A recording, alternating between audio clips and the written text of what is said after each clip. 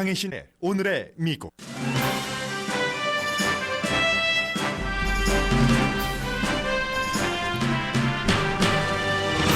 코로나 바이러스 사태와 관련한 퇴거 유예 행정명령에 대해 연방판사가 무효 판결을 하자 연방법무부가 바로 항소했습니다. 바이든 행정부가 백신 제조 회사의 지적재산권 면제를 지지한다고 밝혔습니다. 세계무역기구 소속 국가들의 만장일치로 찬성해야 하는데 그 이후에도 백신 특허권 없는 제약회사들이 쉽게 백신을 만든다는 뜻은 아닙니다. 공화당 하원은 지금 트럼프파냐 트럼프파가 아니냐의 싸움이 치열합니다. 지도부에서 쫓겨나갈 위기인 체니 의원은 지금 공화당은 트럼프 사교 멤버가 될 것인지 정통 공화당 멤버가 될 것인지 전환점에서 선택해야 한다고 주장합니다. 페이스북이 트럼프 전 대통령과 그의 측근 정치인의 운명을 쥐고 있습니다. 건강보험 때문에 직장을 떠나지 못하는 미국인이 6명 가운데 1명이나 됩니다. 식료품비는 지난해 같은 시기에 비해 거의 모든 품목이 제법 많이 올랐습니다.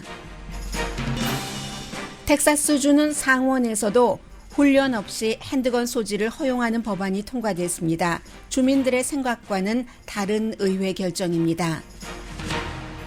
공화당 주장으로 재검표하는 애리조나주 마리포사 카운티에 연방 법무부가 경고 편지를 보냈습니다.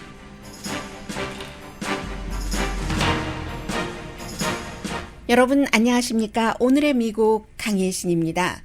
네, 이제 미국이 코로나 바이러스 사태가 7개월 만에 가장 낮은 수치라고 하고 올가을에는 모든 학교가 다시 학생들 학교에 가서 수업을 한다고 하기는 하지만 지금 이제 정리되는 문제도 있지만 아직도 정리되지 않은 이슈도 있고요. 그리고 이제 코로나 바이러스 사태 이후에 백신과 관련해서 이제 서서히 세계 각 나라가 미국을 향해서 지도국가로서의 지도력을 보여달라 하고 요청을 하고 행정부는 결정을 해야지 되는 시점이고 결정을 하고 나서도 어느 정도 추진을 하느냐 이런 모든 것들이 미국의 국격을 또 정하기도 하고요. 오늘 저는 먼저 미국 사람들 수백만 가구이니까 한 가구에 많은 사람들이 여러 명이 살 수도 있죠. 그리고 대체적으로 렌트비를 못 내는 그런 사람들은 소수인종이나 아프리칸 아메리칸 이런 사람들이 많고 해서요. 어제 연방 판사가 워싱턴 DC의 판사가 내린 그 판결이 큰 파문입니다. 왜냐하면 지금까지 렌트비를 못 냈을 때 퇴거를 시킬 수 있는 그것을 유예해라. 현재로서는 6월 30일까지입니다. 그런데 그 6월 30일까지 그 유예하라는 행정명령과 그러한 그 행정명령 같은 것이 질병통제국에서 총괄을 하는 것인데 공공건강위험이다라고 해서 왜냐하면 많은 사람들이 렌트비를 못 내서 쫓겨났을 때 홈리스가 되고 홈리스가 되면 코로나 바이러스가 완전히 잡히지 않은 상태에서 대중건강위험이다 이런 얘기를 하는데 이 워싱턴 DC의 연방판사는 그 같은 그 질병통제국의 개입 내지는 여러 가지 그 안내가 월권이다, 권력 남용이다 하는 판결을 내렸습니다. 그리고 이 판사는 트럼프 전 대통령이 지명을 했던 판사입니다. 그래서 그 당시에 어떻게 했냐면 트럼프 전 대통령 당시에 1년에 한 사람 기준으로요. 99,000달러 미만 버는 사람 그리고 이제 한 사람이 아니고 여러 명이 함께 살고 있는 가구에는 99,000달러의 2배 이상 그보다 수입이 낮을 때는 퇴거를 하지 못하도록 했고 트럼프 전 대통령이 그렇게 해놓은 것을 바이든 현 대통령도 그대로 이어갔습니다. 이게 6월 30일인데 아니다 이건 안 된다라고 하니까 어떻게 되느냐 굉장히 지금 혼돈되는 거예요. 왜냐하면 지금까지 비슷한 법적 소송이 처음이 아니고 현재까지는 다른 두 케이스는 이 같은 행정명령 퇴거를 막아라 하는 판결이 나왔는데 이번에는 그거 퇴거해야지. 그죠? 퇴거를 꼭 시켜라 한다는 뜻보다는 질병통제국이 관여할 그런 것이 아니지. 이게 무슨 행정명령 같은 것으로 될 것이 아니지 하는 판결이 나왔기 때문에 지금부터 어떻게 할 것인가도 중요하고 한 겁니다. 바로 결론부터 말씀드리자면은 연방 법무부가 어제 이 같은 판결이 나오자마자 항소했습니다. 워싱턴 DC 판사, 연방 판사가 판결한 것이니까 당연히 그 워싱턴 DC의 항소법원, 고등법원에 집행 중지 명령을 내렸습니다. 연방 법무부가 집행 중지 고소를 다시 한 거죠. 항소를 하고 나니까 이 같은 판결을 내린 판사 이름이 데브니 프레드리치라는 판사거든요. 디스트릭 오브 컬럼비아의 판사인데 그러면 좋다. 5월 12일까지는 집행하는 것을 일단 중지한다. 그러나 이것이 연방 법무부에서 항소를 했기 때문에 그런 것이 아니라 랜드로드에게도 시간을 줘야지 되기 때문에 5월 12일까지는 유예하겠다. 5월 12일까지 홀드한다고 했는데 오늘이 며칠이죠? 오늘 아직 5월 12일이 안 됐군요. 저는 지금이 5월 12일이 지난 줄 알고요. 5월 12일이면 오늘 맞는데요. 일단 뭐 오늘은 홀드한다는 얘기네요. 어떻게 될지 모르니까 이게 더 혼돈스러운 겁니다. 그래서 테넌트 그룹과 지금 랜드로드 그룹이 서로 당연히 다른 입장을 취하죠. 이게 엘레바마의 부동산 협회와 부동산 에이전트가 조지아주에서 소송을 한 것에 대해서 랜드로드들은 항상 그렇죠. 우리도 이 페이먼트를 해야지 되는데 언제까지 이 렌트비를 안 받을 수가 없다는 입장이고 렌트비를 내야지 되는 사람들은 아니 누가 렌트비 싫어서 안 내느냐 내기 싫어서 코로나 바이러스라는 비상사태 때문에 내가 렌트비를 마련을 할 수가 없다. 이렇게 얘기를 하는 상황에서 항소법원이 어떤 결정을 내릴지는 모르겠습니다만은 지금 그 많은 전문가들이 예상하고 있기로는 항소법원도 행정명령 쪽으로 판결을 내리지 않을까 이런 그 상황이고요. 어제 그 판결문 자체는 한 20페이지 정도가 되고 그리고 이제 이러한 것이 또 왜 중요하냐면 그렇게 되는 경우는 이번에 이런 그 쫓겨내야지 된다 하는 판결이 나왔기 때문에 랜드로드들도 전에는 그 연방 정부 차원에서 쫓아내지 말아라. 특별한 상황이니까 했는데 쫓아내도 된다. 쫓아내라 하는 판결이 나오면 다른 많은 오너들도 마찬가지 이제 이빅션 그 행동에 들어가기 때문에 그런 것을 굉장히 그 우려하고 있고요. 또 어떤 곳에서는 경기도 좋아지고 있고 연방정부의 새로운 주택 보조도 있으니까 조금만 더 참자 하는데 이게 지금 서로 가보지 않은 길을 가고 있기 때문에 아주 그 문제가 되고 있고요.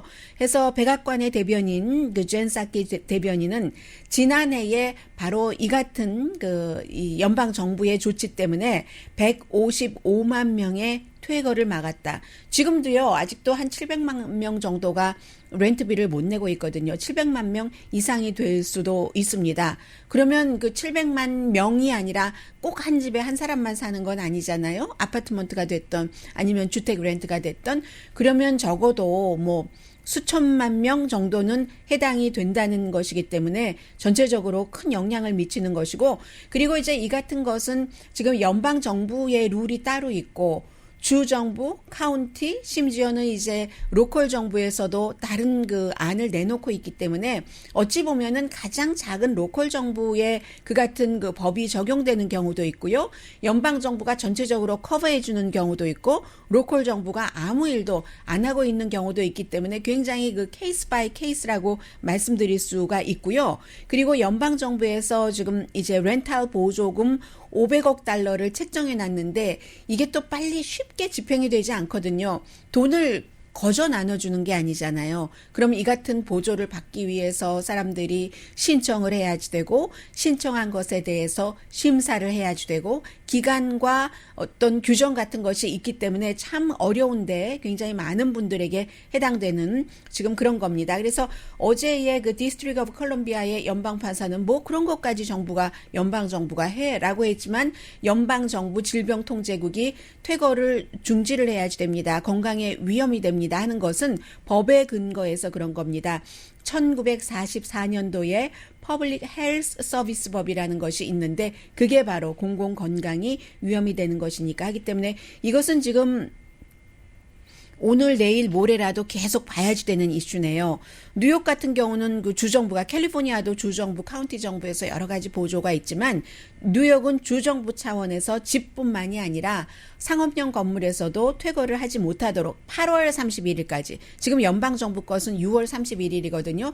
그래서 6월 31일이 되면은 그 사이에 지금 5월 초순이니까 그 연방정부에서 책정해 놓은 렌트 보조금을 잘 어떻게 뭐 유틸라이즈를 해서 끌고 가는 방안으로 지금 생각을 하고 있거든요. 그러니까 이것은 봐야지 되는 것이고 많은 분들은 어제 그 디스트릭 오브 컬럼비아 법원 앞에서 퇴거는 죽음이다 나에게 이런 피켓을 들고 시위를 하기도 했습니다.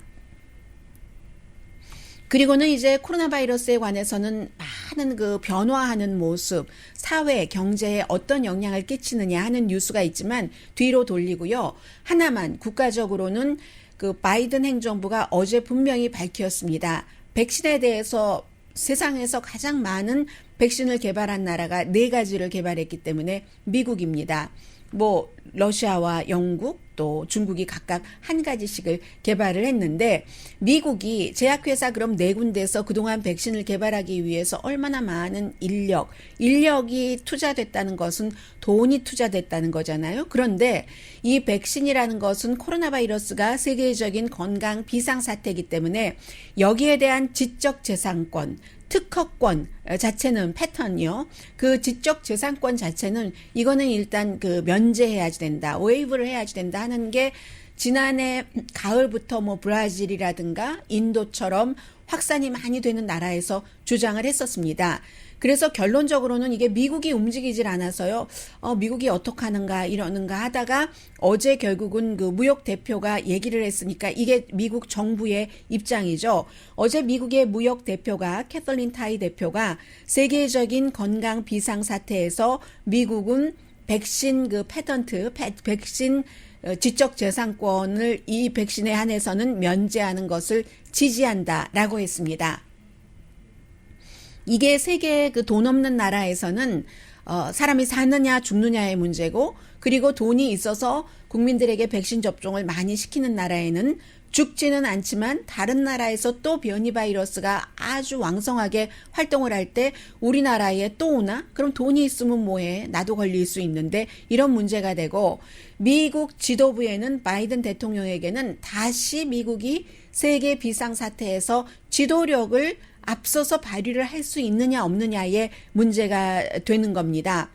해서 미국 사람 같은 경우 미국을 포함해서 부자 나라들은 지금 뭐 한 적어도 4명 가운데 1명 정도는 미국은 그것보다 많지만 백신 접종을 한 번 정도는 받았거든요. 그런데 그에 비해서 가난한 나라는 지금 어떻게 돼 있냐면요. 500명 가운데 1명, 4명 가운데 1명과 500명 가운데 1명이 이렇게 백신 접종 적어도 한 번이라도 받은 이 정도의 차이가 있습니다. 그렇기 때문에 그럼 세계무역기구에서 만장일치를 해야 되는데 뭐 세계무역기구 가입국가가 유엔보단 좀 작아서 뭐 160 몇 개국, 164개국으로 기억합니다만은 그 정도 되면 만장일치를 해야지 되는데 무역기구에 가입한 국가 가운데서 이제 유럽에서 특히 뭐 스위스 같은 뭐 제약회사가 유명한 회사는 조금 떨떠름해 하고요.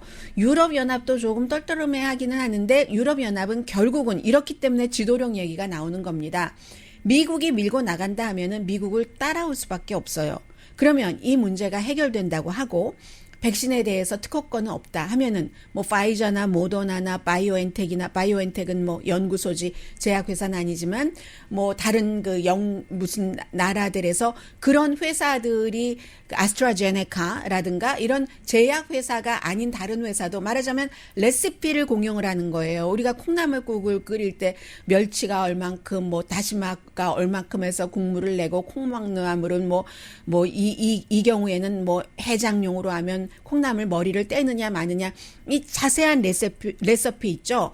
백신에 대한 레시피를 백신을 갖고 있는 회사들이 공유한다는 겁니다. 이것을 지적재산권을 주장할 수 없도록 하고 그런데 그러면은 금방 다른 나라에서도 다른 제약회사는 다 있잖아요. 어느 나라나 그런 곳에서 쉽게 콩나물국을 만들어서 백신을 만들어서 국민들에게 줄 수가 있느냐. 그건 아니죠.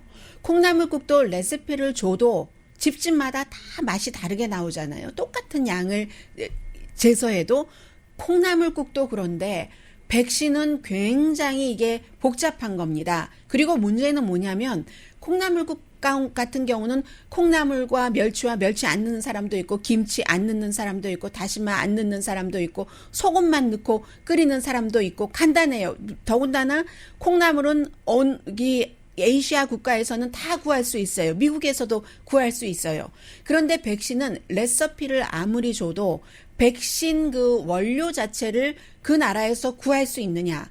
그리고 제조 과정도 아주 그 예민하고요. 뿐만이 아니라 뭐 마이너스 70도로 보관을 하고 보관하기 전까지 이동, 물류 같은 것도 지금 제대로 다 될 수 있느냐 해서 설령 세계보건기구에서 미국이 앞장서서 이거는 뭐 패턴트 없게 하자, 우리 특허권 없게, 지적재산권 없게 하자 하더라도 쉽게 만들 수 있지 않다는 그 문제가 있는 겁니다. 그렇기 때문에 뭐 제대로 컨트롤 관리가 되는 그런 그 제약회사가 있는 나라들에서 만들어서 뭐 무상으로 지원을 한다던가 그런 얘기가 이제 앞으로 또 나올 수 있겠죠. 제약회사는 엄청 분노하고 있고요.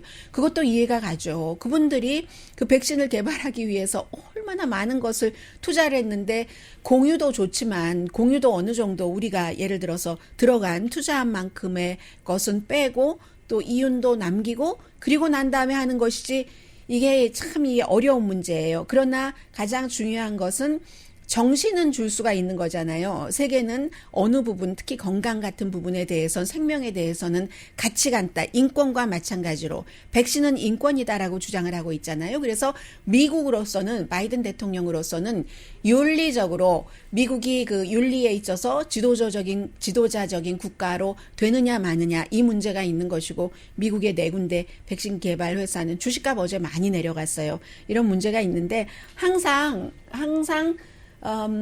언제나 국가나 개인이나 언제 어디서나 돈만 따라서 살 수는 없는 문제고 이 백신 문제가 바로 거기에 딱 걸려 있습니다.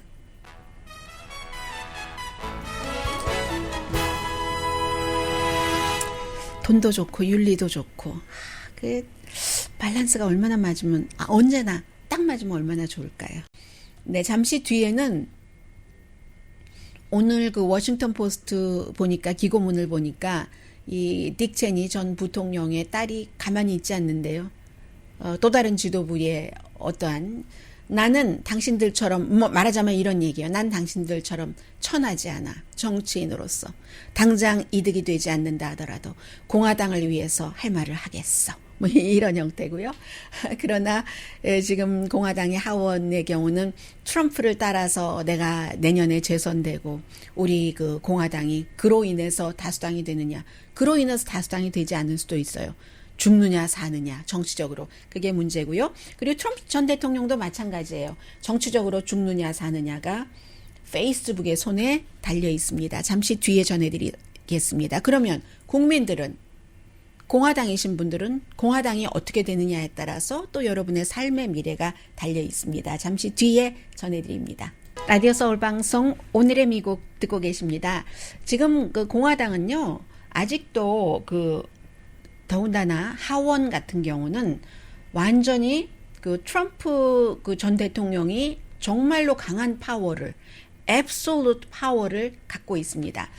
상원은 조금 덜하죠. 왜냐하면 100명 가운데서 뭐 2년에 한 번씩 미국이 중간 선거 있고 대통령 선거 있고 2년 뒤에 또 중간 선거 있고 2년 뒤에 대통령 선거 있고 이렇게 될 때 3분의 1씩 선출을 하니까 조금 덜한데 하원은 전체 100%를 2년마다 한 번씩 그 선출을 의원들은 당해야 되는 거예요. 그래야 본인의 그 정치적인 그 어떤 그 철학이라든가 야망 같은 것을 집행을 할 수가 있고 또 생업이잖아요. 정치인이라는 게. 그렇기 때문에 그런데 지금 리즈 체니를 1월 6일 의사당 사건 이후에 이제 대통령 그 퇴임한 이후였죠. 2월 달이었죠. 투표를 해서 탄핵에 그 찬성을 했었고 그 이후에도 트럼프 전 대통령이 계속 부정선거라고 하고 내가 아직도 대통령이라고 하고 하니까 그건 아니다. 그게 거짓말이다. 빅라이다라고 하니까 공화당에서는 이제 이 사람을 내쫓아야지 안 되겠다라고 생각을 해서 다음 주에 이제 투표를 하게 되는데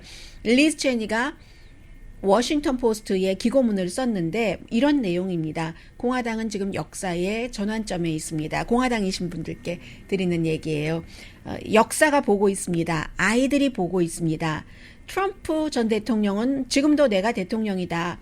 바이든은 불법 점거다. 부정선거다. 이런 주장들을 하고 있는데 그것이 다 거짓이다라고 얘기를 하면서 공화당은 지금 결정을 해야지 되는데 진실과 헌법 준수냐 아니면 트럼프 사교 교주에게 충성하느냐 두 가지 중에서 하나를 선택해야지 된다고 얘기를 하고 있습니다. 그러면서 뭐 오늘의 미국을 듣고 계시는 분들은 다 알고 계시는 내용이에요. 바로 이 리스 체니가 이 점을 지적을 하네요. 하원 서로 싸우는 거예요. 이제 서로 지도부 넘버 1위야 공화당 하원에서 넘버 3위인 케빈 맥카시와 리스 체니가 이제 케빈 맥카시가 리스 체니 쫓아내도록 하겠다 하는 그런 뉘앙스를 풍기니까 리스 체니가 아니 케빈 맥카시도 1월 6일 의사당 사건이 있었을 때 대통령에게 그 폭도의 난동이 책임이 있다고 하지 않았는가 의회 공격이 그게 1월 13일이었다. 그 뒤에 지금은 말을 바꿔서 대통령은 그 당시에 그런 일이 일어나는지도 몰랐다고 한다라고 얘기하면서 공화당은 보수의 공화당 원칙을 지켜나가야지 된다고 얘기를 하고 있습니다. 선출된 공직자가 부정선거 없다고 하고 선출된 공화당 선거 관계자들이 그런 얘기를 했는데 60번이 넘는 법원의 판결이 나왔고 그 법원의 판결을 내린 사람 가운데서 상당수가 트럼프 전 대통령이 지명을 하고 했었던 사람인데도 여전히 부정선거라는 주장을 하고 있다. 미국은 법치국가고 헌법 시스템이 있는데 트럼프 스타일과 트럼프 주장은 폭력만 가져온다.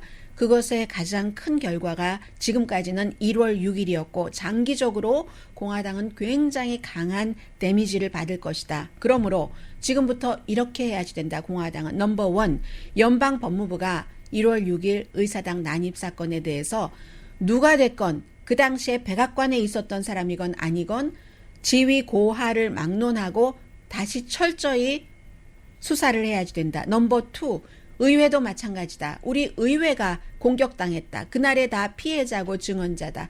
이것을 철저히 가려내야지 되고 세 번째 공화당은 진짜로 보수래요 제가 보수 이슈에 집중을 해야지 된다. 위험한 트럼프의 민주주의 파괴를 버려야지 된다. 트럼프 사교 집단인가? 공화당이 이렇게 얘기를 하면서 공화당은 자신은 공화당 가운데서도 굉장히 보수적인 사람이에요. 아버지가 딕 체니니까요. 더하죠. 법과 질서, 정부 권한 제한, 강한 국방, 번영과 기회, 세금 낮추기 이게 나와 대다수 공화당 보수가 지지하고 있는 점이다. 역사가 보고 있다. 어린아이들이 보고 있다. 기본 원칙을 지키는데 용감하자. 당장 다음 해에 트럼프가 필요한가 필요하지 않은가 내가 당선되기 위해서 그 계산에서 넘어서 자유와 민주주의 과정을 지키는데 필요한 용기 정도는 정치인이 내야지 된다. 나는 계속 나가겠다. 설령 단기적으로 내가 손해를 본다 하더라도 이 말은 결국 다음 주에 본인이 넘버 3 서열에서 내려올 수도 있다는 것을 알고 있고 그리고 그러나 거기서 끝이 아니라는 것을 또 얘기를 하기도 합니다. 지금 트럼프 전 대통령과 많은 공화당 지도부에서는 38살에 이분은 50몇 살인데요. 리스 체니는 38살에 뉴욕이 지역구인 연방 하원 의원을 거의 뭐 되는 것처럼 보여요. 여자고. 그리고 이제 이 리스 체니도 그다지 연방 하원에 오래 있지는 않았어요. 오래 3선이거든요. 오래 있지는 않았지만 그 전에 아버지 부시 시절에 뭐 국무부에서도 일을 했었고 굉장히 그 중동 이슈라든가 원래 변호사였어요. 그런 것에 많이 일을 했거든요. 연방 상원의원 먼저 나가려고 하다가 참 이 체니 가족도 슬픔이 있죠. 굉장히 보수적인데 언니인데 동생 체니 전 그 부통령이 딸만 둘이잖아요. 그런데 이제 동생이 동성애자예요. 해서 언니인 이 리스 체니가 처음에 정치를 시작할 때 연방 상원의원 자리가 비어서 거기에 나가려고 해서 조금 캠페인 하다가 동생 문제가 자꾸 걸려드는 거예요. 이 사람이 후보에 나갔는데 네 동생 동성애자잖아 뭐 이런 얘기가 와서 결국은 이제 도중에 하차하고 나중에 연방 하원의원을 했기 때문에 하원의원의 경력은 짧지만 집안의 배경도 있고 또 워낙에 그 국무부에서 오래 일을 했었기 때문에 하원 여자인데도 불구하고 넘버 3 여자가 이 넘버 3 자리에 있었던 게 공화당이 역사가 길지만 지금까지 리스 체니를 포함해서 3명밖에 안 되거든요. 그런데 이제 공화당은 그렇게 됐고 그 뒤에 후폭풍이 올지 아니면 뭐 중간 선거에서 이길지 그것은 이제 유권자 마음이니까 봐야지 되는 일이고요. 그리고 이제 페이스북이 어제 페이스북에서 돈은 받아요. 봉급은 마크 저커버그가 주는데 제가 어제 5명이라고 잘못 말씀드렸어요.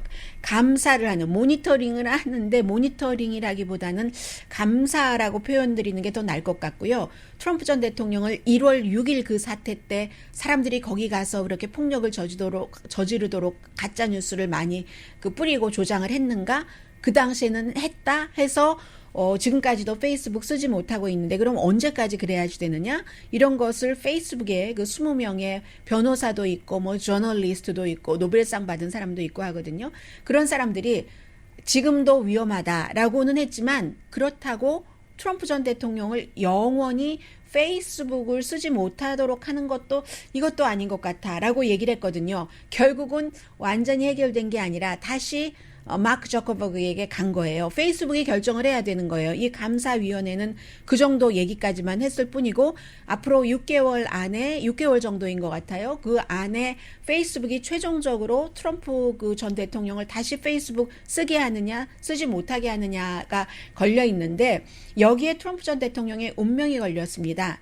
트럼프 전 대통령이 아무리 본인의 블로그를 웹사이트를 새로 만들었다 한들 페이스북의 역사가 얼만큼이에요. 그리고 트럼프 전 대통령은 유난히 페이스북의 덕을 많이 봤거든요. 거기에 광고도 하고 가장 중요한 것이 페이스북을 통해서 돈을 걷었기 때문에 돈을 많이 걷었고 또 이제 가짜 뉴스를 뿌리고 그것을 이슈화했고 하는 것들을 페이스북이 아니면 하기가 굉장히 힘들거든요. 그리고 트럼프 전 대통령뿐만이 아니라 트럼프 전 대통령으로 인해서 정치를 해나가고 있는 다른 정치인들도 마찬가지거든요.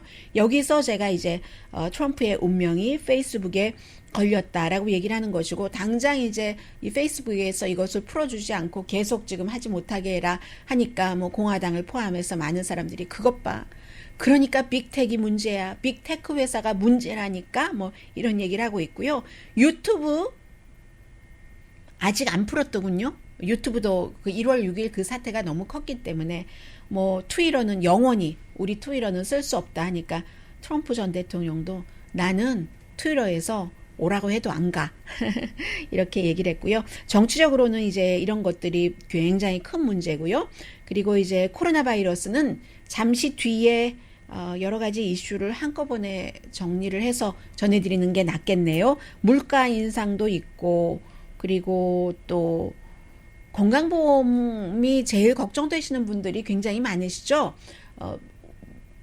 공통적인 그 우려가 되는 그런 부분입니다. 미국인들에게는요. 잠시 뒤에 전해드립니다.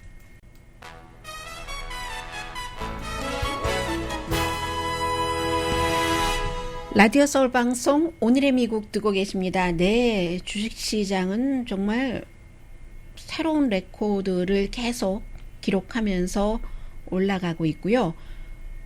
그리고 브로드웨이도 9월 달에 사람들 다 들어오라고 하고 공연 지금 그 예약을 받고 있거든요. 그런데 처음에는 누가 선뜻 전에 늘 다니셨던 분들도 안 가실 수도 있으니까 그런 때는 공연 횟수를 좀 줄이겠죠. 그리고 모더나가 지금 초기 데이터이기는 한데요. 청소년들에게 임상 실험을 했을 때 96% 효력이 있다. 그럼 뭐 파이저도 그렇다는 얘기고 모더나도 그렇다는 얘기예요. 이제 이런 것들이 왜 중요하냐면 요즘은 이제 나이 드신 분들이 웬만큼 백신 접종을 받으셨고 해서 콜로라도주의 경우는 지금 전체 확진자가 나오면요 26%가 어린이래요. 5월 5일 현재 5월 5일 하니까 어린이날인데요. 이번 주 일요일은 두 번째 일요일이기 때문에 어머니 날이고요. 네, 그런데요. 그래서 7월 달에는 아무튼 그 괜찮아질 것이다. 질병통제국이 오늘 아침에 얘기를 했습니다. 그때는 이제 웬만큼 백신 접종이 끝나고 하니까 그때가 되면 미국이 숨을 좀 쉴 수 있을 겁니다. 라고 얘기를 하고 실제로 현재의 미국 코로나 바이러스 상황은 지난 7개월 사이에 최저입니다. 그러니까 이제 가을에는 교육부 장관이 모든 학교가 전부 문을 열 겁니다. 이렇게 얘기를 하는데 식료품비가 너무 많이 올랐어요. 지금 그로서리 스토어에서 아니 이게 뭐지 하고 다시 확인해 본다는 분들이 계세요. 안 오른 게 없어요. 지난해 같은 기간에 비해서 모든 게 고기, 시리얼, 달걀, 과일, 채소 다 올랐다는 얘기거든요. 2021년 3월 달에 복찹, 치킨 가슴살 10%가 올랐다요. 달걀도 뭐 지금 굉장히 올랐다고 하고 달걀과 계란은 6% 많이 오른 거죠. 그런데 이제 70년대, 80년대는 막 그때 막 매년 10%, 12%씩 쭉쭉쭉쭉 올라갔었을 때가 있잖아요. 그때만큼 되지는 않을 것이다 라고 하는데 가장 많이 오르는 것이 역시 그 육류여서 쇠고기가 10%, 돼지고기가 11.5%, 계란이 6.5%, 그리고 치즈도 6.5%나 올랐는데 그 오르는 이유는 당연하겠죠. 코로나 바이러스 때문에 아직도 일을 하더라도 재택근무가 너무 많이 늘어난 겁니다. 그러니까 집에서 이제 사다가 만들어서 먹는 분들이 많은데 이게 가솔린과는 반대가 되는 거죠. 가솔린은 밖에 나가지 않아서 굉장히 가솔린 값이 내려갔다가 다른 이유도 조금 포함됐지만 다시 사람들이 밖으로 나가서 일하기 시작하면서 가솔린 값 많이 올라서요. 로스앤젤레스는 비싸고요. 그래서 지난해에는 이게 가솔린 값에만 해당되는 게 아니라 모든 게 경제적이 다 이렇게 도미노 현상이 오고 아니면 시너지 효과가 오고 하는 게 사람들이 밖에 나가지 않으니까 교통사고도 뭐 역사상 최고로 적잖아요. 그럼 교통사고, 상해 전문 변호사들은 수입이 줄어들죠? 그럼 변호사들이 수입이 많았을 때 쓰던 돈, 이번에 냉장고를 바꿀까? 이런 것도 가전제품 판매도 줄어들고 이런 형태로 오는 것이기 때문에 아무튼 식료품비는 지금 그만큼 올라가고 있고요. 치킨은 뭐 부족한 것들도 있다고 하고요. 레스토랑은 더 걱정이네요. 집은 집이지만 레스토랑은 그러면 지금 이 상태에서 다시 오픈을 하면서 음식값부터 올려? 이런 고민이 좀 있으시겠네요. 특히 이제 치킨을 중심으로 하는 레스토랑 그 오너 가운데서는요. 그리고는 이제 건강보험인데 역시 코로나 바이러스와 관련해서 미국 사람들 6명 가운데 1명, 한 16%는 내가 이 일을 그만두고 싶어도 건강보험 때문에 내가 못 그만둔다. 못 그만둬. 그 다음은 어떤 느낌이신지 아시죠? 내가 그냥 봉급은 적어도 이놈의 건강보험 때문에 그리고 아프리칸 아메리칸과 저소득층일수록 지금 갖고 있는 일자리를 건강보험 때문에 내놓지를 못한다는 겁니다. 그런데 또 아프리칸 아메리칸이나 저소득층이 코로나 바이러스로 가장 큰 피해를 입었는데요. 그리고 응답자의 또 반 정도가 비용도 무척 걱정을 하고 있고요. 처방약 값이 더 오르면 어떡하지? 내가 이거 감당할 수 없을 정도가 되면 어떡하지? 걱정을 하시는데 모든 미국에 일하는 사람 말씀드린 대로 16%가 내가 나가고 싶어도 건강보험 때문에 못 나가. 인데 그걸 아프리칸 아메리칸은 21%, 화이트는 14%. 뭐 그렇게 큰 차이는 없네요. 그만큼 건강보험은 누구에게나 다 지금 중요한 이슈가 되고 있다라고 보시는 게 나을 것 같고요. 수입에 대해서는 1년에 48,000달러 미만을 벌으시는 분은 16%보다도 12%나 높아요. 28%가 다 싫은데 건강보험 하나 때문에 내가 회사 못 나간다. 이렇게 얘기를 하시고 48,000부터 9만 달러까지 버시는 분은 19%. 그런데 이제 이게 그래도 많네요. 왜냐하면 연소득이 18만 달러 이상이신 분들도 10% 정도는 다른 거 마음에 안 드는 게 있어도 내가 건강보험 때문에 회사를 좀 다녀야지 라고 생각을 하신답니다. 잠시 뒤에는 이제는 그 미국이 트럼프 시대가 끝나고 바이든 시대가 시작되면서 다른 좀 사회적인 이슈, 뭐 라이프 스타일 이슈 같은 것도 조금씩 들어가 볼 만한 시간적인 여유가 생기거든요. 잠시 뒤에 뵙겠습니다.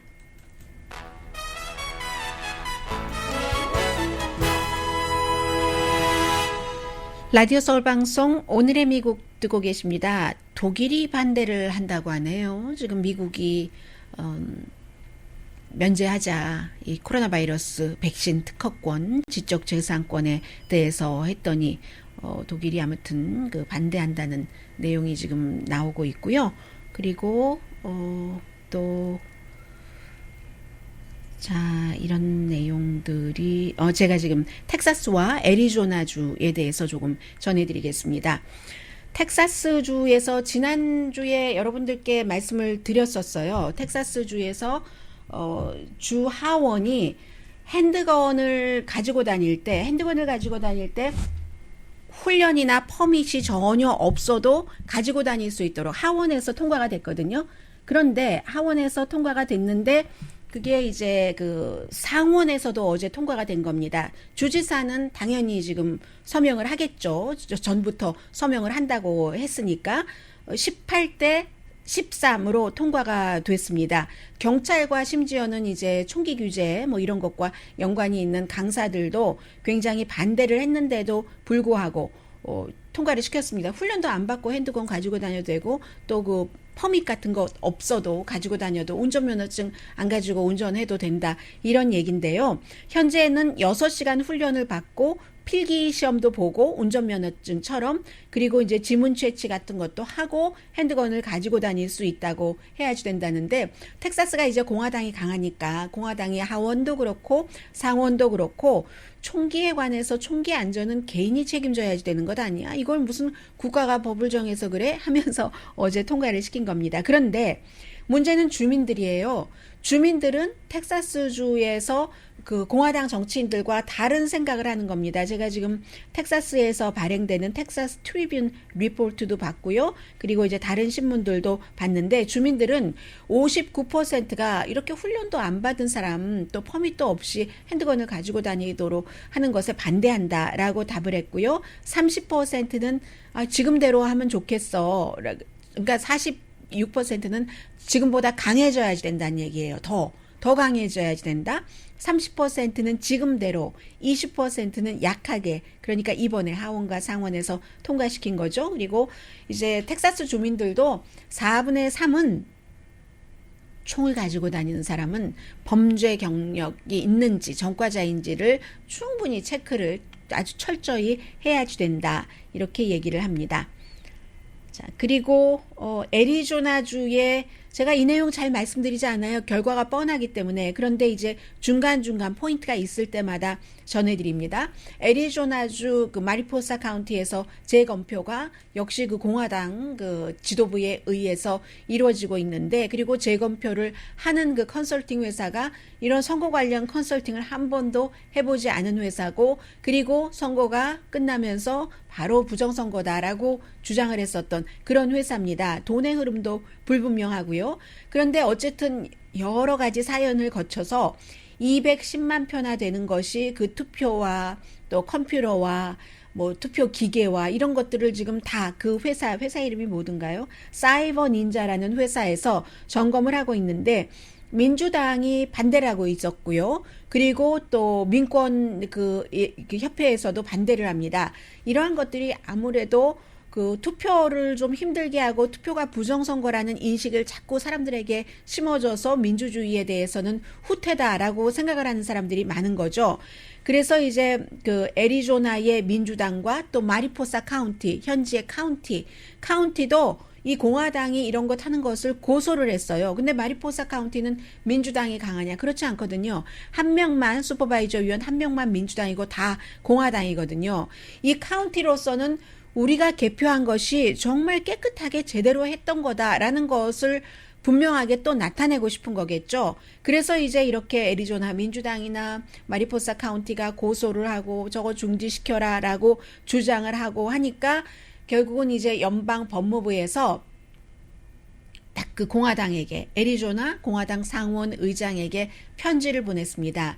일단 지금 재검표를 하는 것이 법원 명령에 따라서 하는 거거든요. 법원에서 하라고 했기 때문에 하는 것이니까 더 철저히 해라. 그 무슨 사이버 닌자라는 회사가 뭐 이런 것 한 번도 해보지 않았다고 하는데 어떻게 하는 것인지 투명하게 하고 뭐 그런 일들이요. 모니터를 해라. 왜냐하면 민권협회에서는 연방법무부를 향해서 자꾸만 거기 연방법무부 차원에서도 모니터하는 사람 좀 보내라라고 주장을 하고 있거든요. 그래서 이제 이 문제는 지금 이 정도로 진행이 되고 있는데 처음에 말씀드린 것처럼 원래 재검표를 했는데 법원에서도 선거 관계자도 이게 그 부정선거가 아니다. 그 정도 했으면 결과는 이번에도 마찬가지가 나올 것으로 공화당도 거의 알고 있습니다. 알면서도 단지 우리가 열심히 했어. 이건 부정선거야. 계속 주장하는 트럼프 전 대통령을 지지하고 업고 그것으로서 정치적인 힘을 갖고 싶어하는 일종의 그 정치적인 그 정치 행위입니다. 그러나 합법적으로 하는 정치적인 행위이고요. 그리고 이 내용은 지금 캘리포니아주에서 놀러 간 거예요. 휴가를 간 2명의 미국인 대학생이 결국은 어제 이태리 경관을 살해했다 하는 혐의에 대해서 종신형을 선고받았다고 하네요. 이 대학생들은 이제 정말 젊어요. 이제 나이가 얼마 되지도 않는데 21살, 뭐 20살 이 정도 되는데 로마에 이제 휴가 가다가 무슨 예를 들어서 마약을 구하려고 한 거예요. 그런데 중간 사람이 가져다 준 게 마약이 아니라 뭐 말하자면 뭐 처방약 그 좀 강한 뭐 미국에서도 오피오이드를 마약으로 쓰고 있잖아요. 처방약을. 그런 형태를 가져다 줬어요. 미들맨이라고 하죠. 중간에서 그것을. 그랬더니 이 미들맨들에게 그 미들맨들의 백팩을 훔친 거예요. 훔치고는 거래를 했죠.